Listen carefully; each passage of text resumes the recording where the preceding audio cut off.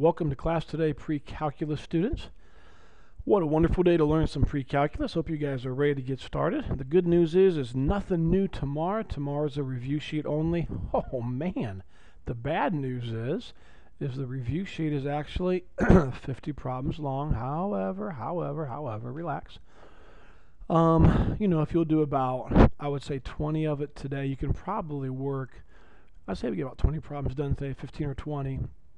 And then tomorrow, there's no video to watch of me teaching, and I know you'll miss that tremendously. Humor intended there. But tomorrow, you just have to work on your review sheet. So on Friday, take about an hour of your day. You'll probably get another, I'd say 20 done. That leaves you 10 problems over the weekend to work on. So, hope you guys are ready to learn today. Let's see what we got coming up here. Some quick announcements.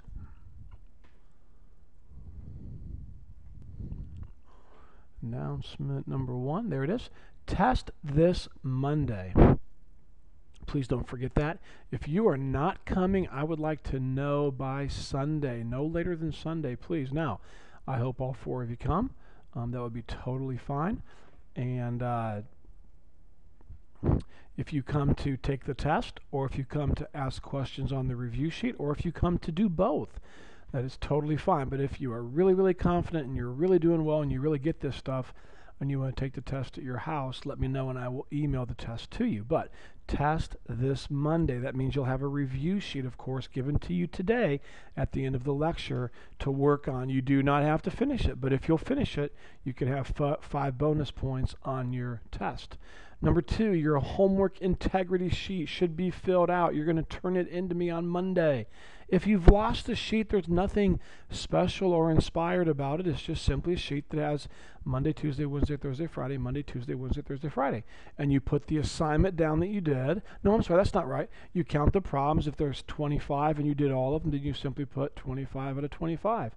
If there was 13 problems that day and you did 11, put 11 out of 13. Okay? Now, some days won't have anything. And I've got really good lesson plans. Trust me, so I know what's going on. But some days, like for example, I'm giving you a review sheet today, so that's really not homework. You don't have to do it.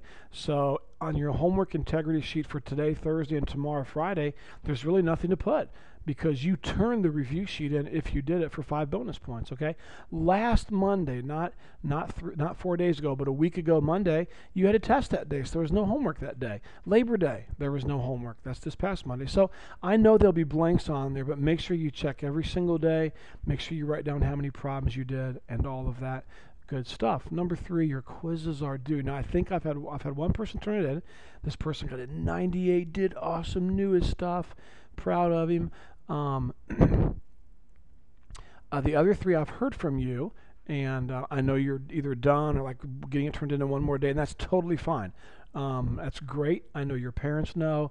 We're good. But make sure you have those done. You can bring them by my house, or you can bring them Monday when you come for the test. I don't care. That's up to you.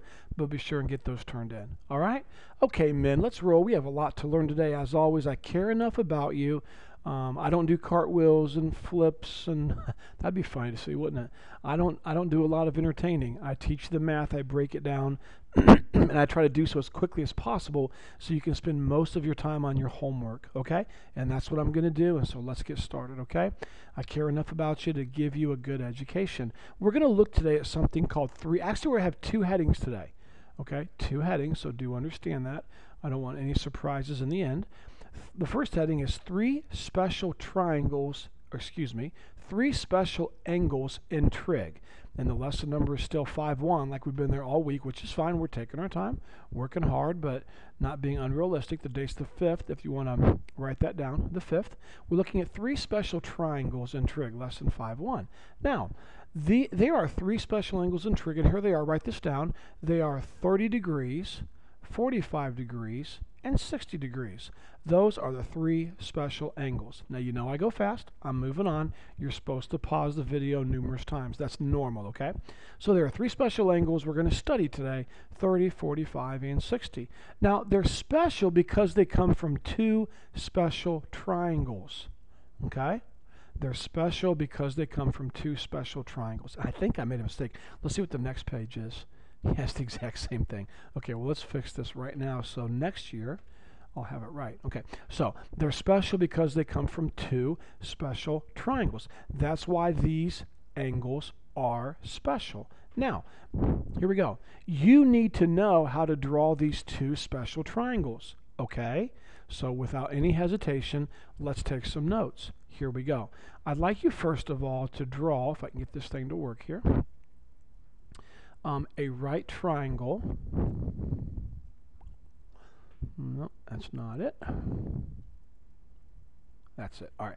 I'd like you to draw a right triangle like this, and I'd like the legs to be about the same. So the length of this leg should be the same as this. Just do the best you can. It's not, it doesn't have to be perfect.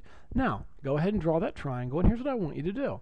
I want you to put a right angle symbol right here. There we go. And then I want you to label this side here a 1, and if you label that leg a 1, I want you to label this side a 1. Okay? Now, Matthew, I know you haven't had geometry, but this is pretty much common sense here, Matthew.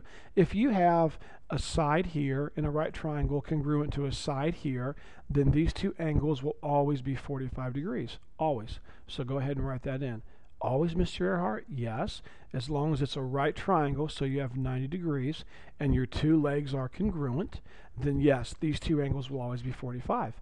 And now, I really don't want to get into Pythagorean's theorem. I'll do it really quick, but we have leg squared plus leg squared equals hypotenuse squared. 1 times 1 is 1. 1 times 1 is 1. 1 plus 1 is 2. 2 equals 8 squared. Take the square root of both sides, and you get the square root of 2. So now I know the hypotenuse is the square root of 2. Now, students, please listen to me.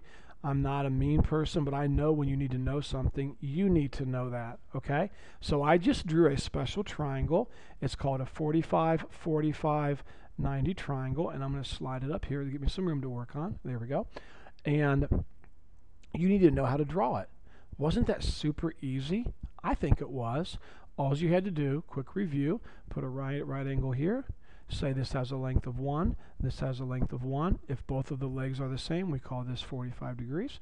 This is 45 degrees, and this would be square root of 2. All right, now that's pretty simple. All right, now the other special triangle is a little different. You think you're going to draw a right triangle, but you're not.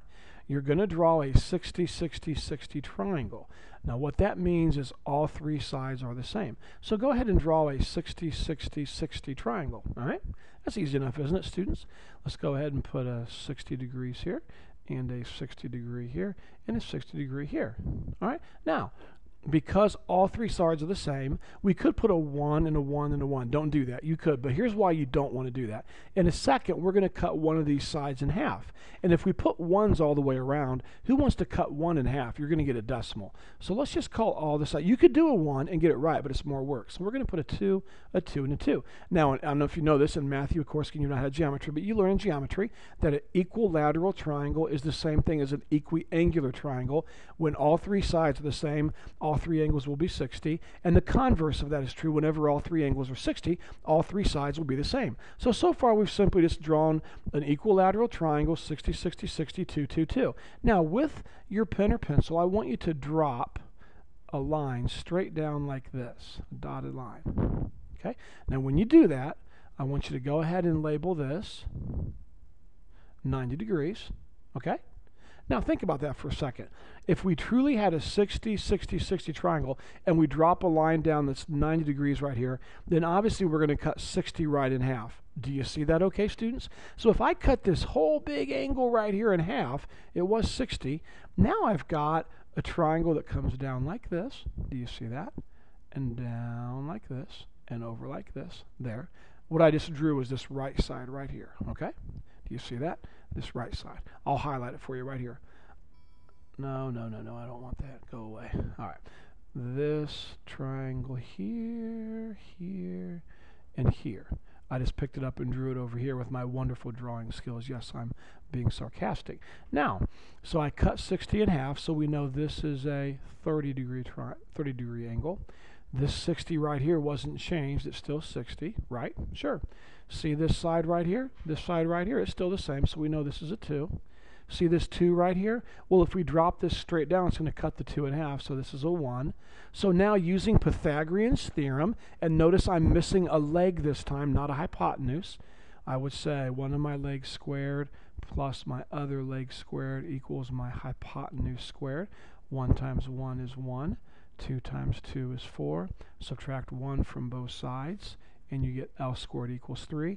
And now take the square root of both sides, and you get the square root of 3. So now we know this side is the square root of 3. Okay, now I know some of you might want to, well, let me just pause real quick. So we have now drawn our 2 special triangles. That's one, and this is not our special triangle here. No, no, no. We just use that to help us get our other special triangle right here. Now, I'm going to real quick, I love to review, as you guys know by now, and it probably drives you nuts, but that's okay. So I'm going to do it real fast again for you.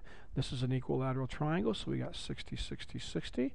All 3 sides are the same, 2, 2, 2.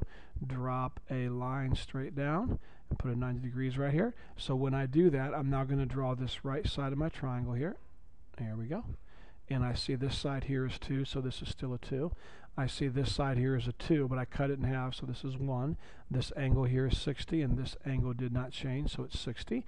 And then, of course, up here is 30 because I cut 60 in half. And then using Pythagorean's theorem, this is going to be the square root of 3. All right? So, easy enough. Now I'm going to go ahead and get rid of it. I know it's in your notes, and that's fine. I'm going to go ahead and get rid of this thing here because I really don't want it, and we're not going to need that. I mainly wanted to use that to help us get our special triangle. So there's our other special triangle. Students, love you all, care about you. You got to know how to do that. Okay, if you don't, you're going to be hurting. Why, Mr. Earhart? Thank you for asking. I'm so glad.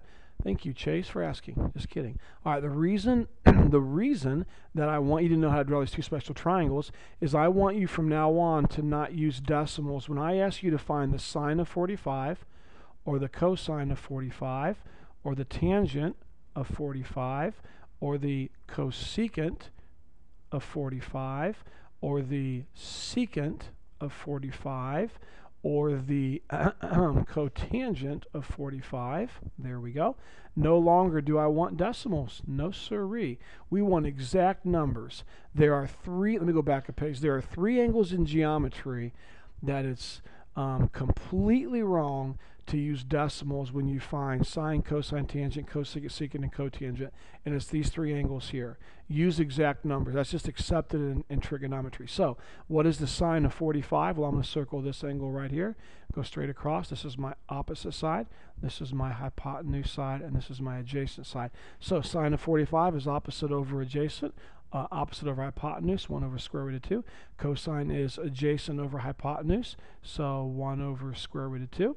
And 45 is opposite over adjacent, that's 1 over 1. Cosecant of 45 is the inverse of sine, so square root of 2 over 1. Secant of 45 would be the inverse of cosine, so square root of 2 over 1, which is square root of 2. Okay, I'm back. Sorry if you heard my answer machine going off there in the background. And cotangent of 45 is the inverse of tangent. 1 over 1, of course, flipped is just 1 over 1. Now, we got to simplify some of these. For example, 1 over 1 is just 1. 1 over 1 is just 1. We cannot have a radical in the denominator, so I multiply the top and the bottom by the square root of 2. We do know how to do that. 1 times square root of 2 is square root of 2, and square root of 2 times square root of 2 is just 2. Okay? So I'm going to try to slide this erase over and do some erasing here without erasing the entire board. Look at that. Miracles still happen. And let's go like this, and draw. You didn't want that, did I? No, sorry. There we go. All right. So I'm going to go ahead and take my pen. Same thing with this. 1 over square root of 2, just like the top, gives you square root of 2 over 2. So from now on, when I ask you the sine of 45, you're going to say square root of 2 over 2. When I ask you a tangent of 45, you're going to say 1. When I say what's the secant of 45, you're going to say 2. This special triangle right here helps you get these, these trig functions out, these values, okay? Now let's come over here. We got a lot more work on this side. Sorry if you don't like it. I've never asked you to love it, but we got a lot more work over here. because here, over here, we had 45 and 45. Well, they're the same angle. I mean, sine of 45 is the sine of 45, whether you use this 45 or whether you use this 45. But over here, we got 30 and 60. So now I'm going to change colors because I am just so creative. So we're going to say sine of 30, cosine of 30, tangent of 30, cosecant of 30, secant of 30, and cotangent of 30. There we go. All right, so we're going to do 30. All right. So here we go. I'm going to circle 30, go straight across. So this is my opposite side. Here's my right angle. So this is my hypotenuse, and this would be my adjacent side. Okay? So what is sine of 30? Opposite over hypotenuse, 1 over 2. Cosine, adjacent over hypotenuse, square root of 3 over 2. Tangent, opposite over adjacent, 1 over square root of 3. Now for cosecant, the inverse of sine, that would be 2 over 1. I don't know why I put 2 over 2, even though I said 2 over 1. 2 over 1, of course, is just 2, so equals 2. Secant is the inverse of cosine, so 2 over square root of 3. And cotangent is the inverse of tangent, so square root of 3 over 1, which would just be square root of 3. Now, I have a couple that have radicals in the denominator. This one right here, 1 over square root of 3. So if I multiply, let's grab it, and let's yank it over here. Ha! Forgot something. There we go. All right. Now, if I multiply top and the bottom by square root of 3 over square root of 3, 1 times square root of 3 is square root of 3, and square root of 3 times square root of 3 is 3. So when I get rid of that denominator in the bottom, it's called rationalizing the denominator, I get this right here. Now, oh, it's not what I wanted. Now, let's take a look at this one here. This one also needs to be changed. So let's see if we can't change it real quick. All right. Now, I don't want this radical in the denominator, so I'm going to multiply the top by the square root of 3 and the bottom by the square root of 3. 2 times square root of 3 is 2 square root of 3. And square root of 3 times square root of 3 is, 3. So I have 2 square root of 3 over 3. Very good.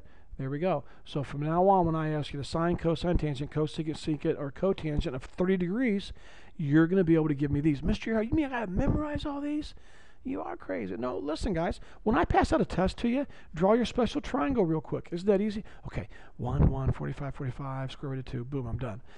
Over here, okay, at the top of your test, just draw 60, 60, 60, cut it in half. That's 30, that's a 2, that's a 1, square root of 3, and you're done. Just draw your 2 special triangles, and you won't need to memorize anything, okay? It's not rocket science. It's really, really not.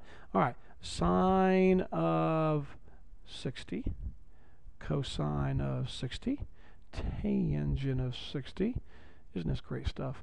Cosecant of 60, secant of 60, and cotangent of 60. All right, here we go. Let's see. What is the sine of 60? Well, whoa. I better get a hold of my, better slow down a little bit here. I mean, we've got H's and O's, and that stuff might not be right at all. So we better see if we can't color over this a little bit using a little bit of white marker magic. There we go. And no, I don't believe in magic. I'm just kidding. All right, now let's go like this and this. All right. Now, we're dealing with 60, correct? Yes, we are. So we're going to circle 60 and go straight across. This is my opposite side. Here's my right angle. This is my hypotenuse, and this is my adjacent side down here. Okay, sine of 60, opposite over hypotenuse. That would be square root of 3 over 2. Cosine of 60 is adjacent over hypotenuse. That would be 1 over 2. Tangent of 60 would be opposite over adjacent. That would be square root of 3 over 1, or just square root of 3. Secant, excuse me. Well, I'm checking something real quick here. Okay, cosecant is the inverse of sine, so I would have 2 square root of 3. The secant of 60 is the inverse of cosine. That would be 2 over 1, or 2. And cotangent is the inverse of tangent, so I really have square root of 3 over 1, even though you can't see it's over 1. So if I flip that, I will get 1 over square root of 3. Now, students, this answer right here is no good because I have a radical in the denominator, as you know. So I'm trying to think how I can do this and then pull it back over here for you on another page. Maybe we can do this. Let's see if that'll work. Look at that. It actually worked. What do you know? All right, so the cosine of 60 is this, but I don't want a radical in the denominator, so I'm going to multiply the top and the bottom by the square root of 3. I get 2 square root of 3 over 3. So there we go. So cosecant of 60 equals 2 square root of 3 over 3. All right, so we're going to take that, go back over here. This, highlight that, and let's bring it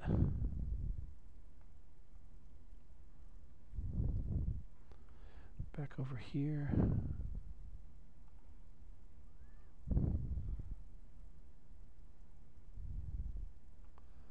And there it is. Kinda. Not really, but kinda. There it is. All right. Okay. So, hopefully I can pull this back over here. There we go. Now, there's one more that I don't like, and that's this one here. So, drag it over here, and let's see if we can't fix this real quick. All right. We do not want square root of 3 on the bottom, so square root of 3 over square root of 3. 1 times square root of 3 is square root of 3, and square root of 3 times square root of 3 is 3. So, there we go. Let's see if we can't do that.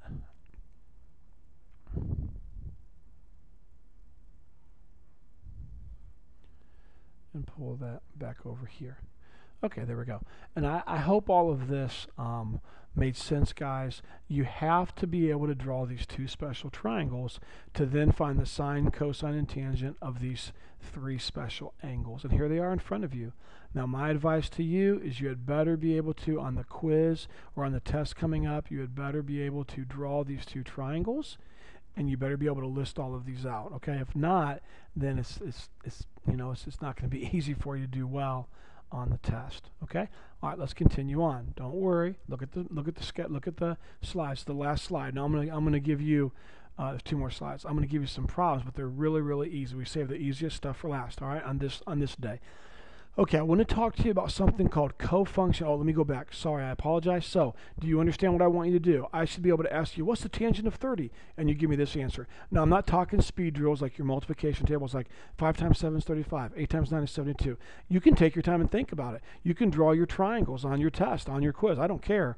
But you should be able to look at your triangles and get any of these 18 trig values out. Okay, cofunction identities, lesson 5.1. All right? Cofunction identities, lesson 5.1. Now, I'd like you to turn your books to page 443. Please turn your books to page 443. Look at the cofunction identity table at the top. Everybody done that? Okay, now you're done passing out, so pick yourself back up off the floor and sit back down in your chair. It looks like Greek, doesn't it? Let me explain it to you so very easily and so very coolly, okay? This is so cool. Watch carefully. All the cofunction identities are saying is this. Take some super good notes. Are you ready? Now you're going to need to know those cofunction identities later on when we start simplifying some really hard trigonometric equations. Okay, but for right now, don't worry about memorizing those. I just want to show you what they mean. Okay, write this in your notes, would you please? No, go ahead and type this into your calculator. Make sure you're in degrees. Make sure you're in degrees, and go ahead and type in the sine of 18. And you're going to get this out right here. If you don't, then you're not in degrees. You'll get 0.9511. Go ahead and do that. Now, go ahead and come across here, and I want you to write the cosine of 72. Go ahead and put the degree symbols. I really should get in the habit of doing that. 18 degrees, 72 degrees. Type that in. Look what you get. Oh, look at that, dude. The same thing. There's got to be a parallel. There is. That's what the cofunction identities are saying. They're saying this. Whenever you have sine and cosine, now I know you're not used to them going together because usually the inverse of sine is, good job, cosecant. The inverse of cosine is, excellent, Matthew, good, secant, good. But now we're not talking about inverse, okay? Now we're talking about cofunctions. whenever one trig function is sine and the other one's cosine, and they're two angles, see, this one's 18 and this one's 72, when they add up to what? 90, then their answers will be the same. Let me say that again. Whenever you have sine and cosine matched up together, and the two angles added together equal 90, then their two answers will be the same. It's really cool. Let me show you another relationship. How about we already did cosine. How about tangent? Would you please type in tangent of 18 degrees in your calculator? Would you please do that? The tangent of 18 is 3.077. Now come over here and write cotangent of 72. Yep, you guessed it. Type it in and see what you get. 3.077. Actually, it's 777, I believe. Either way. Now, what's the parallel, Mr. Earhart? Well, whenever you have tangent and cotangent, okay, and the two angles together add up to 90, then their two answers will be the same. Well, Mr. Earhart, what if this had been 30 and this had been 60? Well, they add up to 90, don't they? Then whatever the tangent of 30 is, that's the same thing as the cotangent of 60. It'll be the same. Whenever those two angles add up to 90, and you have tangent and cotangent, whatever answer, now it's not always going to be 3.0777, but whatever answer you get out here, it'll match this answer over here. Well, you probably know the last relationship, don't you? Go ahead and write it down. You know what it is. Secant of 18. Now, do you remember how to type that in your calculator? Go ahead and type that in your calculator. Remember, we learned it yesterday. What's the inverse of secant? Cosine. So you type in the cosine of 18 degrees. I'm doing that now on my calculator. Type in cosine of 18 degrees, and you should get out 0.95105656163. And then you hit that x to the negative 1 button. And when you do, this pops up on your screen. Answer to the negative 1. And you hit enter. And when you do, you get 1.0515. Just a little review there from yesterday. Okay, so what is the secant of 18 degrees? It's this. Well, come over here and write cosecant of 72 degrees. And if you don't believe me, type in your calculator. You'll see you get 1.0515. Cool. So what this means is whenever secant and cosecant are together and their two angles add up to 90, then their answers will be the same. Now that's pretty helpful when you're trying to save time and move quickly in math, okay? That really can be helpful. So with that in mind, let me get a new page up here quickly. Okay, I know these kind of popped up on your screen all of a sudden. I did cheat. I paused the video and then drew these up here. So, all right. I'll tell you what, don't copy these in your notes unless you want to. I really don't think you need to. I just want you to sit back, pop a bag of popcorn, and just enjoy the video here for a second, okay? Now watch this. The sine of 10 degrees. What if I asked you very quickly to find the sine of 80? I'm going to get sloppy here. Cosine of 80, tangent of 80, cosecant of 80, secant of 80, and the cotangent of 80. Now notice all of my angles here were 10. All of these are 80, and you know that 10 plus 80 is 90. Okay, now remember what to do here? Come on, guys, look at your notes if you need to. You don't have to take notes, but go back in your notes to this page right here where I showed you sine goes with cosine, tangent with cotangent, secant with cosecant. Okay, so sine goes with cosine. So here's cosine, here's sine right here. They're together. This is 10, this is 80, and this is not a z right here. This is an equal sign. There we go. Actually, I need to fix that. And so these two go together. So we know the answer to this will be 0.9848. Okay, here's cosine of 80. Remember what cosine goes with when it comes to cofunctions? It goes with sine. Okay, so here's sine, here's cosine. Notice their two angles add up to 90, so this answer would be the same, 0.1736. Now we know tangent goes with cotangent, way down here. Tangent goes with cotangent when you're dealing with cofunction identities. And notice this is 10 degrees, this is 80, they add up to 90, so whatever this answer is right here, then this answer would be the same, 5.6713. Now cosecant goes with secant. Cosecant goes with secant. Notice it's 10 degrees and 80 degrees, so they add up to 90. So whatever this answer is here will be the same answer over here, 1.0154. Now secant goes with cosecant. secant goes with cosecant. So whatever, make sure they add up to 90. So 10 degrees and 80 degrees add up to 90. Whatever this answer is here, then this answer would be 5.7588. And then lastly, cotangent goes with tangent. Cotangent right here would go with tangent. And notice it's 10 degrees and 80 degrees. They add up to 90, so whatever this answer is here would be the same answer down here, okay? And I hope that makes sense. That's what cofunction identities are all about, okay? Sine goes with cosine, secant goes with cosecant, tangent goes with cotangent, and if their angles add up to 90 degrees, then their answers will be the same. Let's go ahead and take a gander now at this review sheet. It's Southern 4. Let's take a look at. There it is. I warned you, it's 50 problems, so just, relax. I'm not being mean or anything, but I'm just saying, hey guys, split it up. Do 20 today. Tomorrow you have no teaching video, just the review sheet. Take an hour out of your day. Guys, that's normal school. Normal school is 50 minutes a day that you sit, and then usually have about 30 to 45 minutes of homework on top of that when you get home. So tomorrow, take about an hour and work on your review sheet, then finish it up over the weekend, okay? And watch the video. The video will help you. There's the review sheet, okay? So, hope you have a great day now that I've ruined it for you. Hope you have a great day. Call me.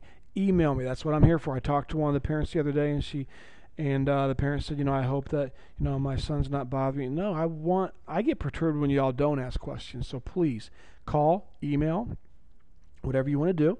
And there's the review sheet for you.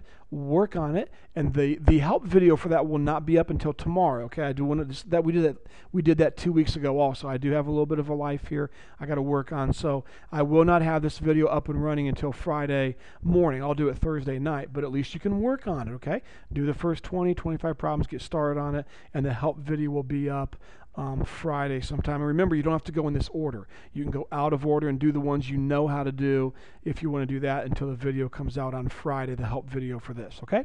All right, guys, have a good rest of the day.